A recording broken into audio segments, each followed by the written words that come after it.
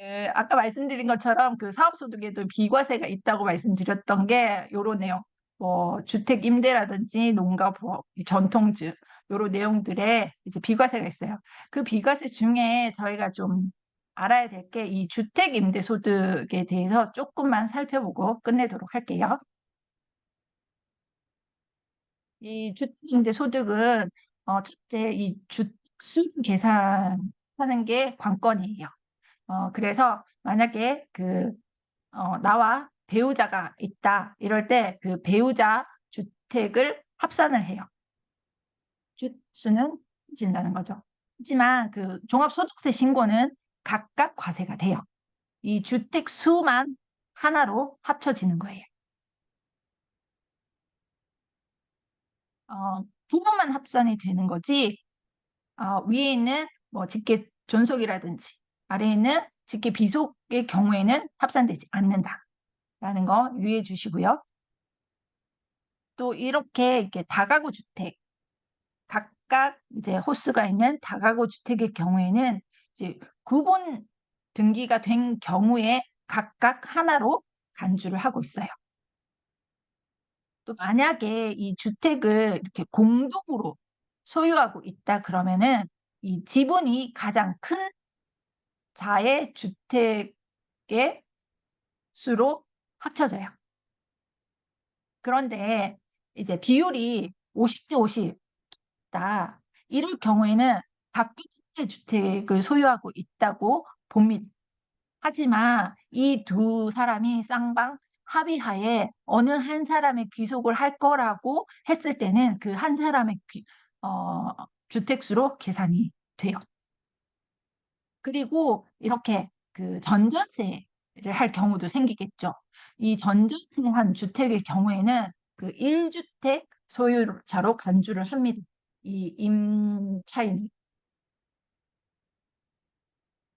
그리고 이제 국주택과 그 일반 주택을 나누는데요. 이제 주택 연세에서는 그 고가주택의 기준은 지금 현재 과세기간 종료일 현재 그 기준 시가를 기준으로 해서 9억을 초과하는 것을 고가주택이라고 하고 있어요. 그 양도소득세 같은 경우에는 양도일을 기준으로 하는데요. 이 9억 초과가 그 실제 시가를 기초로 하고 있다는 점이 틀려요. 그 일반 주택과 고가주택은 그 종합소득세 신고할 때 주택 임대 사업소득에 해당될 때는 기준시가 9억이라는 점 알아주시면 될 것 같고요. 이 1주택 소유한 그 자의 주택 임대 소득에서 이제 2019년도에 개정된 내용이 있어요. 2000년을 기준으로 1주택일 경우에는 비과세를 해줬어요. 근데 이게 2019년도에 개정이 되면서 1가구 1주택일 경우에는 비과세에 해당이 되지만 아래처럼 1주택이 뭐 고가주택이거나 아니면은 2주택의 일반 주택이거나 또 2주택의 고가주택 또는 뭐 3주택 이상 뭐 고가주택일 때 이때는 이제 종합 과세로 합산하게 해놨어요. 2천만 원 이하일 경우에는 분리과세를 하게 만들어 놨고요. 이 부분이 좀 틀려졌다는 거죠. 이 2천만 원. 2천만 원 이하일 때는 예전에는 다 비과세 처리를 해줬는데 지금은 2019년도에 개정이 되면서 이 아랫부분이 분리과세 된다는 점이 차이가 있는 거예요.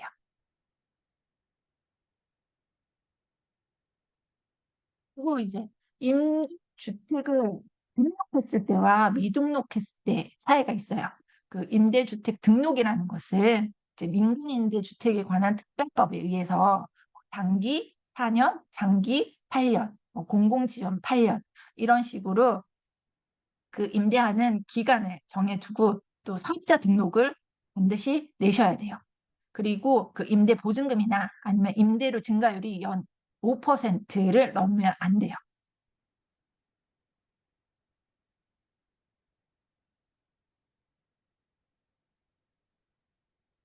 그래서 여기 보시면은 왜 이게 개정이 되면서 이제 틀려진 내용이 뭐냐? 이 임대주택으로 등록은 시군구청에 임대주택으로 등록을 하고 사업자 등록증을 냈을 때와 임대주택을 미등록했을 때 차이가 있어요.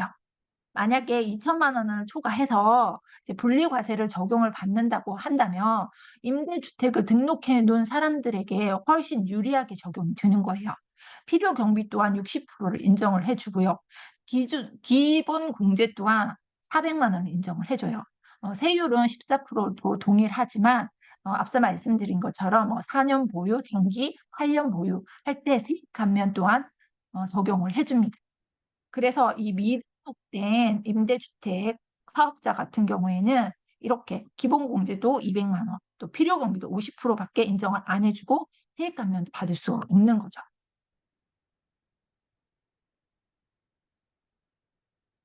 그래서 이 분리공세 주택 임대소득을 제외한 종합소득이 2천만 원 이하일 경우에는 이런 식으로 기본 공제 금액 자체가 차이가 난다. 그리고 필요 경비 자체도 임대주택 등록을 하신 분이 훨씬 유리하게 만들어 놓은 거예요. 한번 대입해서 계산을 한번 해볼까요? 예를 들어 주택임대소득이 2천만 원을 초과한 분이에요. 그런데 이분은 주택임대사업자 등록도 하고 시군구청에 이 임대주택도 등록을 해놓으신 분이고 이 한 분은 미등록한 상태예요.